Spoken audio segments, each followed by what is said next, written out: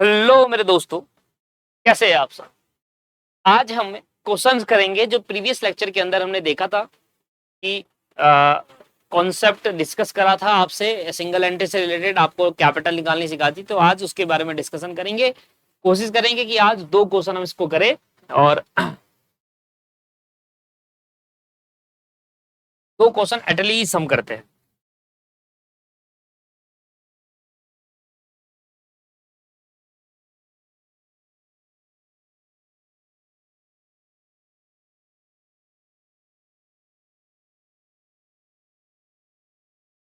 ठीक है जी। तो पहला हम क्वेश्चन कर रहे हैं 24 क्वेश्चन, बिल्कुल डिफरेंट है और ज्यादा बड़ा क्वेश्चन नहीं है। समय कम लगेगा इस क्वेश्चन को करने में। तो आइए एक बार 2 क्वेश्चन या 1 क्वेश्चन जो भी है वो करते हैं, समझते हैं।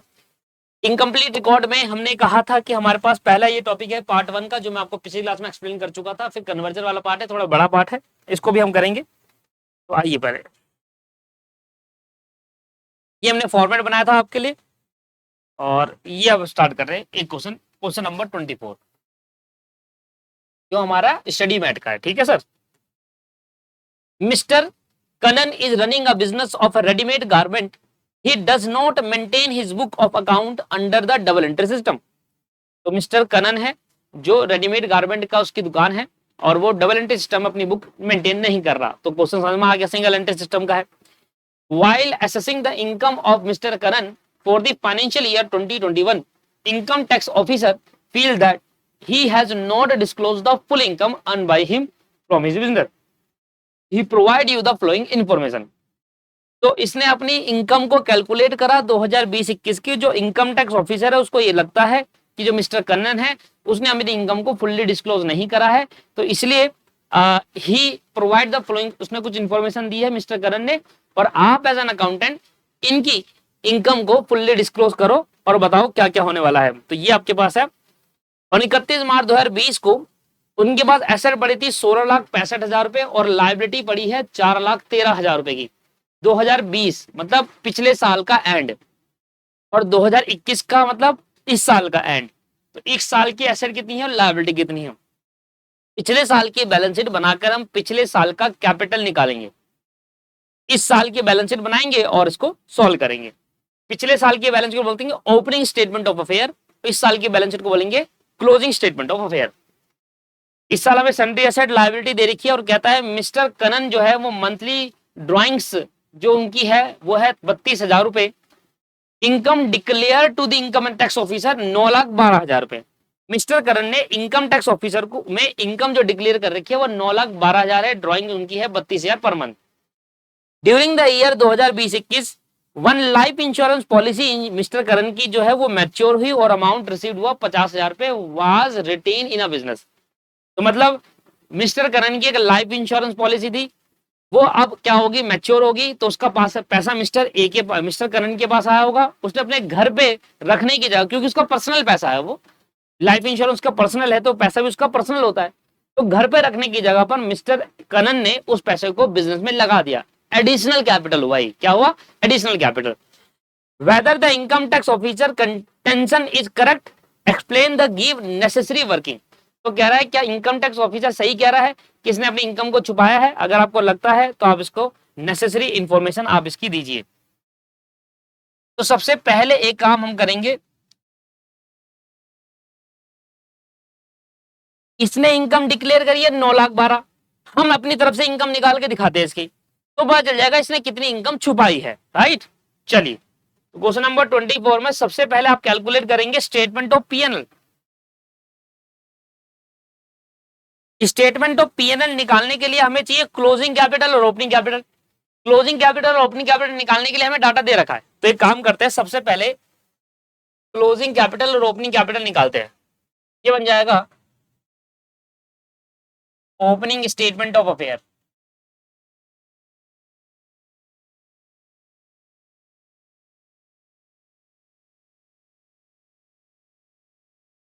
As on 1 April 2020। सर ठीक है, एज ऑन 1 अप्रैल 2020 ये आ गया हमारा opening balance sheet.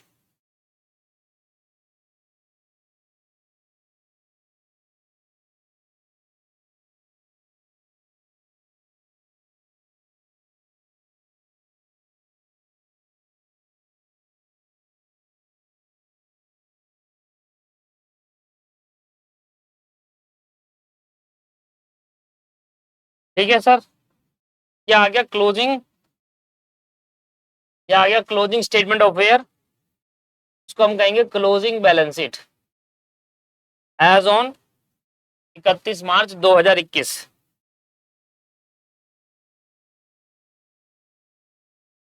As on 31 March 2021। इधर देखिए, यहां पर डाल दो लाइबिलिटी, यहां आता है कैपिटल, ये आ गया बैलेंसिंग फिगर, यहां डाल दो लाइबिलिटी, ओपनिंग लाइबिलिटी दे रखी है, और ये आ गया जी एसेट्स जो हमें दे रखा है। क्वेश्चन में देखो, पिछले साल का ये रहा 16,65,000 की एक एसेट है और 4,13,000 की लाइबिलिटी है। 4,13,000 रुपए की लाइबिलिटी और 16,65,000 रुपए की एसेट। अब बैलेंसिंग फिगर से क्या निकाल लो, यहां से कैपिटल। पार्ट 1 जो है ना बहुत सिंपल है, जो मुश्किल है वो है पार्ट 2, कन्वर्जन करना सिंगल एंट्री को डबल एंट्री में। 16,65,000 माइनस 4,13,000, ये आ जाएगी जी 12,52,000 रुपए। ये आ गया जी ओपनिंग कैपिटल 12,52,000। सेम प्रोसेस वो भी है यहाँ पर, कैपिटल यहाँ क्लोजिंग आ जाएगा जो कि बैलेंसिंग फिगर से आएगा। यहां आ गई लाइबिलिटी, ये हो गई एसेट्स। देखिए जी क्लोजिंग कहाँ है, ये रहा क्लोजिंग। कंट्री एसेट आपको दे रखी है 28,40,000 और लाइबिलिटी आपको दे रखी है 5,80,000। 5,80,000 रुपए की लाइबिलिटी है, 28,40,000 रुपए की आपके पास एसेट है। 28,40,000,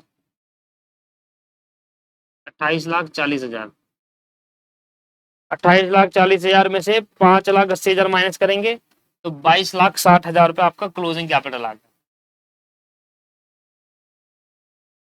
देखिए अगर आपको ड्राइंग्स और एडिशनल कैपिटल गिवन नहीं है तो आप उस केस के अंदर उसको जीरो मान सकते हैं। पर अगर आप कह रहे हैं जी मेरे पे ओपनिंग कैपिटल और क्लोजिंग कैपिटल नहीं है तो फिर उसको जीरो नहीं मान सकते, उसको निकालना पड़ेगा। बट एक ही केस के अंदर ओपनिंग कैपिटल नहीं होगी, नहीं वो भी नहीं होगा केस। मैं सोच रहा था नया बिजनेस, जब नया बिजनेस खोलेंगे तो ओपनिंग कैपिटल तब भी होगी, जो पैसा लगाया जाएगा स्टार्टिंग में बिजनेस में वो भी ओपनिंग कैपिटल। तो ओपनिंग कैपिटल क्लोजिंग कैपिटल हमेशा हमेशा आपके पास होना चाहिए। और अगर क्वेश्चन में गिवन नहीं है तो उसको फाइंड आउट करो। पर अगर आपके पास एडिशनल कैपिटल और ड्राइंग्स नहीं है तो उसको आप नील मान सकते हो अगर क्वेश्चन में नहीं दे रखा तो। ठीक है सर, इधर देखिए,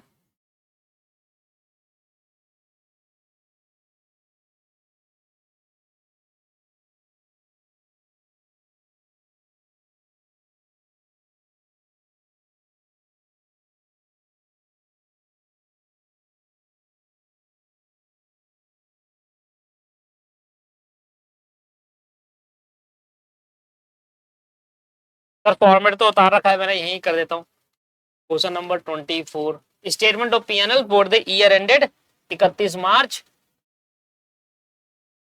2021। ठीक है सर, सारा फॉर्मेट दे रखा है, जितना इंफॉर्मेशन आपको गिवन है सिर्फ वो डालो, जितना इंफॉर्मेशन गिवन है सिर्फ वो आएगा, जो इंफॉर्मेशन गिवन नहीं है उसको इग्नोर करो। तो जरूरी नहीं है कि आपको ये पूरा ही उतारना है पेपर के अंदर, जितना इन्फॉर्मेशन, अगर आपको यहां तक गिवन है तो यहीं तक उतारो, यहां तक गिवन है तो यहीं तक, इसको मत उतारो। ठीक है सर, चलिए सबसे पहले capital in the capital at the end of the year आपको दे रखा है, हाँ जी, जो कि 31 मार्च 2021 की है, और ये 1 अप्रैल, ये नहीं, ये है 1 अप्रैल 2020 की, ये ओपनिंग कैपिटल।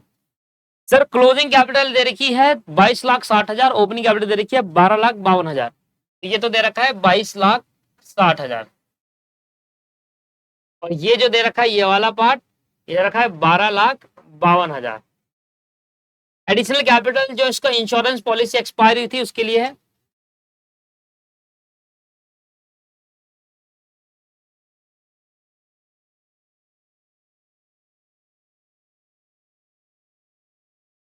यहाँ आ गया 12,52,000, और एडिशनल कैपिटल जो इंश्योरेंस पॉलिसी एक्सपायरी थी 50,000 यहाँ पर आ गया। ठीक है जी, ड्रॉइंग सबके के लिए कह रहा था कि 32,000 मंथली है, 32,000 मंथली है, तो मल्टीप्लाई बाय 12 कर लो, साल का निकालने के लिए 32,000 मल्टीप्लाई बाय 12, 3,84,000, 3,84,000।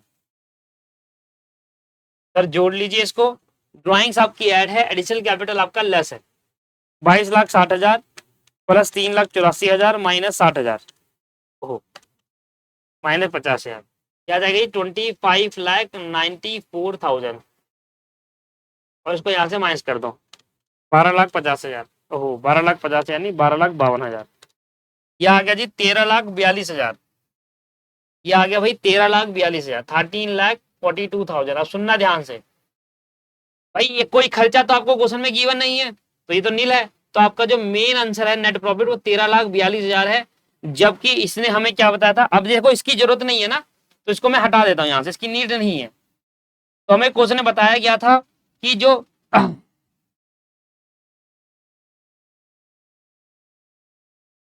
जो इनकम टैक्स को प्रॉफिट बताया गया है, वो बताया गया है 9,12,000 रुपए, जबकि प्रॉफिट अलग आया है ना। तो यहां पर हम लिखेंगे जी प्रॉफिट आपका ये आया है, और डिक्लेयर इनकम कितनी है सर, डिक्लेयर इनकम आपको दे रखी है 9,12,000, 9,12,000 की डिक्लेयर इनकम है, 13,42,000 एक्चुअल इनकम है, उसने कम बताई, इनकम टैक्स ऑफिसर बिल्कुल सही था। कितनी कम बताई, 9,12,000 माइनस कर दो 4,30,000 रुपए, 4,30,000 रुपए जो ये है इनकम वो छुपाई गई है, 4,30,000 की इनकम छुपाई गई है, मतलब डिक्लेयर नहीं करी, तो उसको बोलते हैं इनकम सप्रेस्ड।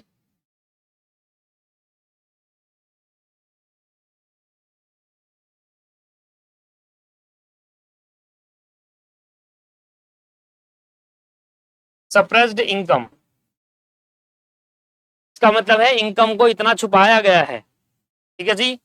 तो हम क्या करेंगे, इनकम टैक्स ऑफिसर बिल्कुल सही था, हम कहेंगे जी जो हमारी मिस्टर करण है उसने भी इनकम को 4,30,000 से घटाई, तो income tax officer condition is correct, ठीक है। एक्सप्लेनेशन हमें दे दिया, हम कहेंगे करेक्ट है जी, और 4,30,000 से उसकी इनकम बढ़ा देंगे, और उस पर टैक्स इनकम टैक्स ऑफिसर ले लेगा, अगर पेनल्टी लगानी है वो बात अलग है। तो एक बार आंसर देख लीजिए, 4,30,000 पे, और एक लाइन नीचे आप लिख देना।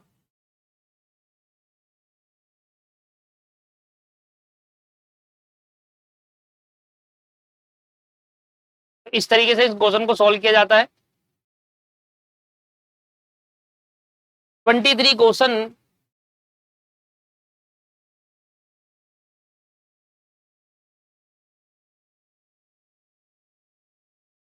होमवर्क करके लाइएगा आप। पिछले साल की बैलेंस शीट, इस साल की बैलेंस शीट बनानी है, पिछले साल की बैलेंस शीट पिछले साल का डाटा, इस साल की बैलेंस शीट में इस साल का डाटा, पिछले साल की बैलेंस शीट से ओपनिंग कैपिटल, इस साल की बैलेंस शीट से क्लोजिंग कैपिटल निकल जाएगा। यहाँ डालेंगे opening capital, closing sorry closing capital, opening capital less drawings, और आपके पास इंटरेस्ट ऑन ड्राइंग ऐड होता है, ये मैंने लिखवाया था, interest on opening capital minus होता है, ये भी लिखवाया है फॉर्मेट के अंदर, देख लो आप। इंटरेस्ट ऑन ड्राइंग्स देखो, interest on opening capital minus और इंटरेस्ट ऑन ड्राइंग ऐड, ये सब फॉर्मेट में लिखाया है, अगर आप ध्यान से फॉर्मेट को देखोगे तो आपको समझ में आएगा। Additional capital minus drawing add, तो ये सारी चीजें करनी है। सबसे पहले इंपॉर्टेंट इस चीज के अंदर, केस के अंदर ये होता है कि आप ओपनिंग कैपिटल और क्लोजिंग कैपिटल निकालना है।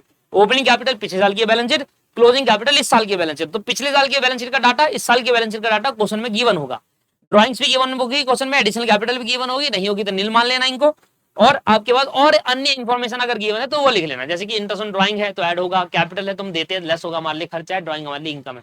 कंपनी के लिए इंटरेस्ट ऑन ड्राइंग इनकम होती है, और कैपिटल इंटरेस्ट ऑन कैपिटल खर्चा होता है, तो मस्त कर देंगे। तो आपके लिए जो होमवर्क है वो क्वेश्चन नंबर इलस्ट्रेशन नंबर 23 और इलस्ट्रेशन नंबर 24 है, जो आपको होमवर्क में करके लाना है। 25 इलस्ट्रेशन आई थिंक मैं करा चुका हूँ, 24 में करा चुका हूँ, ठीक है ना। ये वाला मैंने, ये थोड़ा अजीब था इसलिए मैंने करा दिया, वो बड़ा सिंपल है, वो आपने पहले भी प्रैक्टिस पे करा होगा। अब जो 25 क्वेश्चन है वो डबल एंट्री सिस्टम पे बेस्ड है, ये क्वेश्चन नहीं हो पाएंगे, एक बार मैं चेक कर लेता हूँ। नहीं नहीं, हाँ डबल एंट्री सिस्टम पे बेस्ड है, देखो क्या बन रहा है, profit and loss statement of affair, नहीं डबल एंट्री नहीं, सिंगल एंट्री सिस्टम पे बेस्ड है। 25 क्वेश्चन भी सिंगल एंट्री सिस्टम पे बेस्ड है, फिर से वही कहानी है। इस आंसर को ना देखिए कृपया करके, सिंपल आप मेरे बात सुनिए, क्या करना है आपको, स्टेटमेंट ऑफ अफेयर बनाना है, ओपनिंग बैलेंस शीट बनानी है, सारा डाटा ओपनिंग वाला डाल देना है। क्या क्या है ओपनिंग वाला डाटा, यहाँ पर दे रखा है, ये सारा डाटा ओपनिंग वाला, इसमें से देख लेना ओपनिंग कौन सा है, वो सारा डाल दिया, ओपनिंग कैपिटल आ गई बैलेंस फिगर से। फिर आपने क्लोजिंग कैपिटल डाली, क्लोजिंग बैलेंस शीट बनाई, उसमें सारा डाटा क्लोजिंग वाला डाला, ठीक है जी, वहां से क्लोजिंग कैपिटल आ गई, दोनों कैपिटल आ गई। फिर देखो ड्राइंग्स कहां पर है, फिर देखो कोई एडिशन कैपिटल दे रखी है वो कहां पर है, एंड देखिए कोई खर्चा दे रखा है डेप्रिसिएशन बैड डेट वगैरह वो कहां पर है।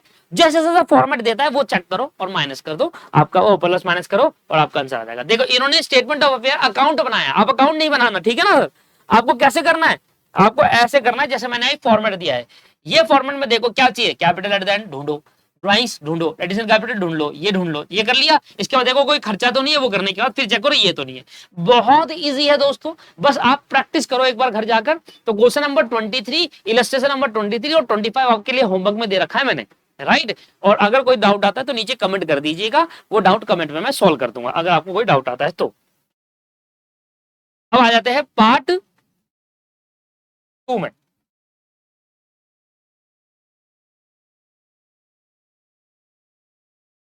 Conversion of single entry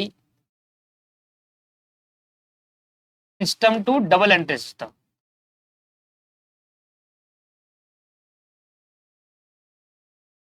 conversion of single entry system to double entry system, ये एक इंपॉर्टेंट है। अगर पेपर में वो आपको बड़ा क्वेश्चन देगा तो इससे देगा, पेपर में अगर वो छोटा क्वेश्चन देता है तो पहले वाले से पार्ट 1 से देगा, राइट। तो दोनों आपके पेपर में आने के चांसेस है। पहला वाला पार्ट तो बहुत इजी है, जब आप यह करोगे तो पहले वाला पार्ट आपको बहुत इजी लगेगा, ये तो बहुत ही मुश्किल है। सही में मैं बिल्कुल कह रहा हूं, क्योंकि मुश्किल इसलिए है क्योंकि यहाँ पर ना बहुत सारे फॉर्मेट होते हैं। अब देखिए पेड क्लास के अंदर मैंने हर एक फॉर्मेट विथ हर एक ट्रांजेक्शन को एक्सप्लेन करा था। पेड क्लास में बीआर अकाउंट बनाना था, कैश अकाउंट बनाना था, बैंक अकाउंट बनाना था, मैं सारी चीजें वहां पर एक्सप्लेन कर चुका था। मैं वो दोबारा चीजें यहाँ एक्सप्लेन नहीं कर सकता, क्योंकि उनको एक्सप्लेन करने में मेरा बहुत सारा टाइम गया था। क्योंकि आपको पता है जब मैं आपको पेड क्लास में करा रहा था, तो जैसे कि मैंने बीआर अकाउंट बनाया था, तो बीआर अकाउंट में यहाँ पर जो ट्रांजेक्शन थी और यहाँ पर जो ट्रांजेक्शन थी, उनको पूरा एक एक ट्रांजेक्शन करवाया था कि ये डेबिट हो रही है तो क्यों हो रही है, क्रेडिट हो रही है तो क्यों हो रही है, ठीक है। और वो मैंने कॉम्प्रिहेंसिव कराया था, उतना बड़ा तो क्वेश्चन कभी आता भी नहीं है, मैंने पूरा कॉम्प्रिहेंसिव आपको करा दिया था, जिससे सारी इंफॉर्मेशन डाटा दे दिया था।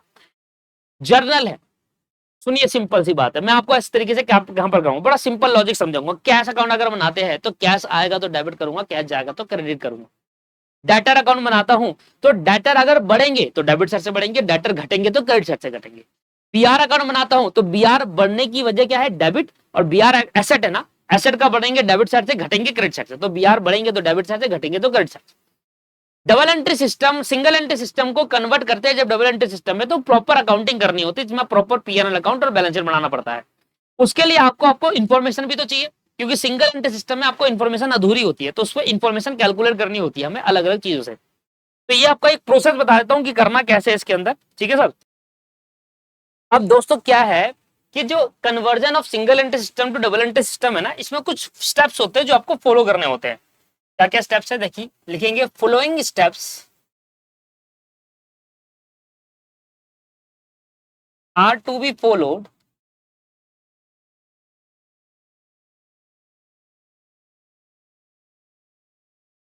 for preparing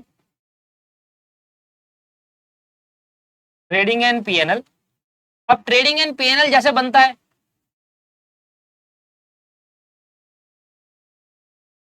and balance sheet. देखिए ट्रेडिंग और पीएनएल जैसे आप बनाते थे ना पहले, वैसे ही बनेगा। ट्रेडिंग और पीएनएल जैसे आप बनाए करते थे फाइनल अकाउंट वाले चैप्टर में, वैसे ही है, सब कुछ वैसे ही है।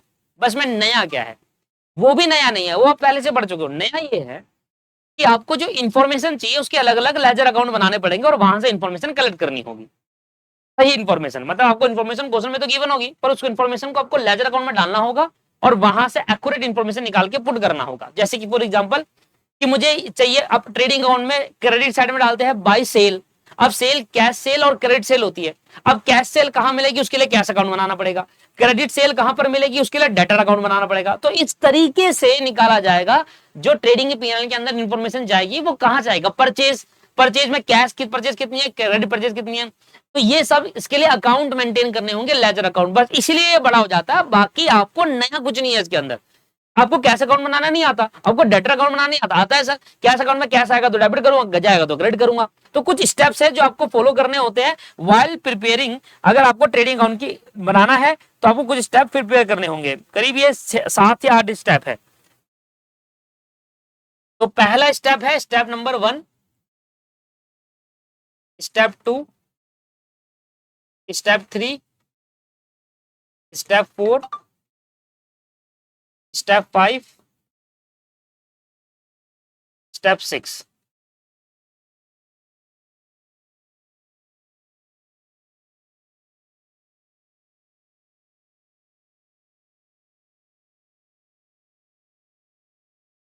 स्टेप 7, स्टेप 8, टोटल 8 स्टेप होंगे। क्या क्या करना है देखिए, सबसे पहले बनाना है prepare opening statement of affair. सबसे पहले बनाओगे opening statement of affair.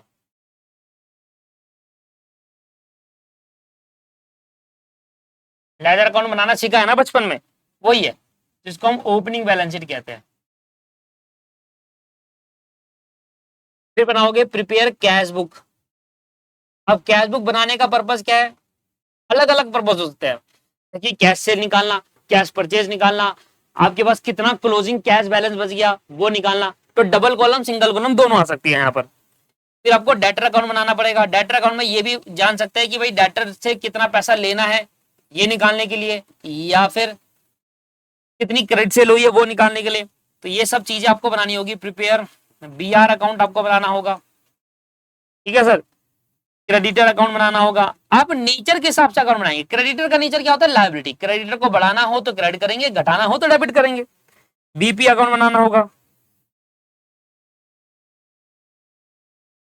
Bill payable account. Prepare calculate total sale and total purchase, इसके लिए अलग कैलकुलेशन करनी होगी।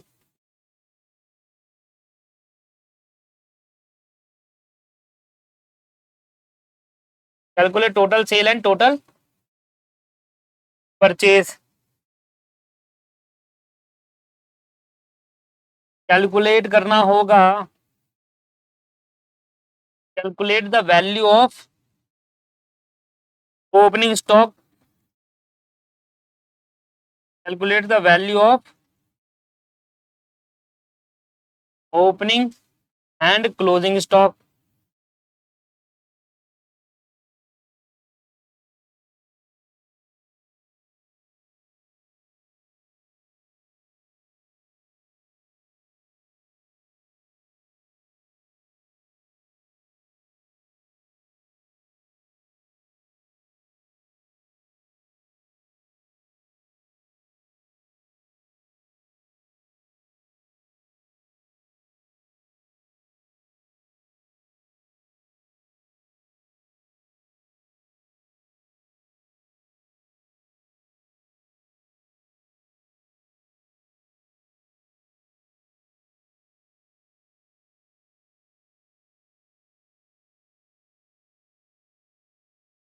एक और स्टेप होगा a certain fixed asset balance, क्योंकि जब फिक्स एसेट का बैलेंस निकालोगे तभी तो क्लोजिंग बैलेंस शीट बनाओगे, तभी कंप्लीट होगा। तो ये सारी इंफॉर्मेशन आपको चाहिए, ये सब बनाना पड़ेगा सर। अगर आप ये बनाओगे तभी आप उसके बाद ट्रेडिंग एंड पीएनएल बन सकते हैं। तो ये इंफॉर्मेशन होने के बाद ही, after all step, then you have to prepare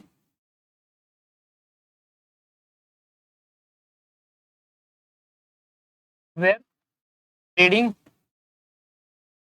and PNL account and balance sheet. सारे स्टेप हो जाने के बाद तब जाकर आप ट्रेडिंग अकाउंट, पीएनएल अकाउंट और बैलेंस शीट बनाते हैं। देखिए पेड क्लास के अंदर अगर आपको ध्यान हो, जिसने पेड क्लास मेरे से लिया था उनको ध्यान में, अपने स्टूडेंट से बात कर रहा हूं 2 मिनट के लिए, उनको पता है कि जब मैं आपको ये सारे अकाउंट बनाना सिखा रहा था, इन सभी अकाउंट के मैंने आपको फॉर्मेट बताए थे, आपको शायद नोट्स भी पड़े होंगे, और हर एक फॉर्मेट का एक एक ट्रांजेक्शन एक्सप्लेन किया था कि ये डेबिट हो रहा था क्यों हो रहा है, क्रेडिट हो रहा था क्यों हो रहा है। वो सारी चीजें मैंने आपसे डिस्कस कर ली थी, और वो कॉम्प्रिहेंसिव लेवल पे डिस्कस करा था। कॉम्प्रिहेंसिव लेवल पे मतलब जितना हो सकता है उतना, पर उतना आता नहीं था। क्वेश्चन के अंदर लिमिटेड इंफॉर्मेशन होती है, कॉम्प्रिहेंसिव कभी नहीं होती। हमने कॉम्प्रिहेंसिव पे चीजें सीखी। अब वो स्टूडेंट जिन्होंने कहीं और पढ़ा है उन्होंने भी पढ़ा होगा, बिल्कुल पढ़ा होगा, और वो स्टूडेंट जिन्होंने सेल्फ करा है तो वो क्वेश्चन समझेंगे, और क्वेश्चन से जब मैं एक्सप्लेन करूंगा तो एक एक चीज आपको एक्सप्लेन करूंगा, तो क्यों आ रही है, डेबिट क्यों हो रहा है, क्रेडिट क्यों हो रहा है, वो सारी चीजें मैं आपको एक्सप्लेन करूंगा, तो आप उसके बारे में दिक्कत मत लीजिए। जब हम क्वेश्चन करेंगे तो आपको ये सारी चीजें एक्सप्लेन कर देंगे, ठीक है सर। चलिए अच्छा सुनिए, अब मेरे को एक क्वेश्चन कराना है, अब उस क्वेश्चन में लगेगा टाइम, तो मुझे बेसिकली इस कॉन्सेप्ट के 2 क्वेश्चन कराने हैं। वो 2 क्वेश्चन कौन से होने वाले हैं वो मैं आपको बता देता हूं। एक तो मैं इलस्ट्रेशन नंबर 26 कराऊंगा, एक इलस्ट्रेशन नंबर 26 कराने वाला हूं, ये राम प्रकाश वाला एक ये इलस्ट्रेशन 26 इसलिए करा रहा हूं क्योंकि ये थोड़ा सिंपल इलस्ट्रेशन है। इस इलस्ट्रेशन से जो सेल्फ स्टडी वाले स्टूडेंट है वो इजीली समझ जाएंगे। तो 26 इलस्ट्रेशन कराऊंगा, थोड़ा सिंपल है, और देखो है तो बड़ा, देख रहे हो आप, डेटर अकाउंट बना रहा हूँ, क्रेडिट अकाउंट बना रहा हूँ, कैश अकाउंट। अब यहाँ पर मैंने 2 ट्रांजेक्शन आई है क्रेडिटर अकाउंट में, पर जब हमने इसको पेड में कराता तो यहाँ पर कम से कम 8 ट्रांजेक्शन, 6-7 इधर थी, 6-7 इधर थी, कॉम्प्रिहेंसिव लेवल पे सीखा था, यहाँ 2 आ रखी है। तो वही होता है कि जब भी क्वेश्चन आता है कॉम्प्रिहेंसिव कभी नहीं आता, लिमिटेड ट्रांजेक्शन नहीं बना। और उसके बाद मैं आपको कराऊंगा क्वेश्चन नंबर 27। तो ये मेरा इलस्ट्रेशन नंबर 26 और 27 कराऊंगा। 26 थोड़ा छोटा है और 27 थोड़ा बड़ा है, और उसके बाद हम चैप्टर खत्म कर देंगे, ठीक है सर। बाकी आप खुद से प्रैक्टिस करेंगे। 2 क्वेश्चन कराऊंगा, पहला क्वेश्चन आपको इलस्ट्रेशन नंबर 26 एंड दूसरा क्वेश्चन आपको इलस्ट्रेशन नंबर 27। ये 2 क्वेश्चन कराऊंगा, एक सिंपल है जिससे आपके कॉन्सेप्ट क्लियरिटी हो जाएगी, सारा याद हो जाएगा, और दूसरा थोड़ा मुश्किल है, कि मुश्किल क्वेश्चन को कैसे अटेम्प्ट करते हैं वो भी आप समझ जाएंगे। उसके बाद हमारा चैप्टर खत्म हो जाएगा। हालांकि मैं इसको 3 क्लास में भी खत्म कर सकता हूँ, वो तो मेरे ऊपर है। मैं अभी ये ले लूंगा, एक क्वेश्चन अभी करा दूंगा क्वेश्चन नंबर 26, एक क्वेश्चन ये हो गया, एक क्वेश्चन अगली क्लास में हो गया, बट उसका कोई फायदा नहीं है, उसका कोई फायदा नहीं है। मैंने आपको आज की क्लास में कॉन्सेप्ट एक क्वेश्चन कराया, इनफ है। नेक्स्ट क्लास में 26वां क्वेश्चन, उसकी नेक्स्ट क्लास में 27वां क्वेश्चन करके खत्म कर लेंगे, राइट। चलिए आज की क्लास को यहीं पर समाप्त करते हैं, नेक्स्ट क्लास में मिलते हैं। Have a nice day, bye bye and take care.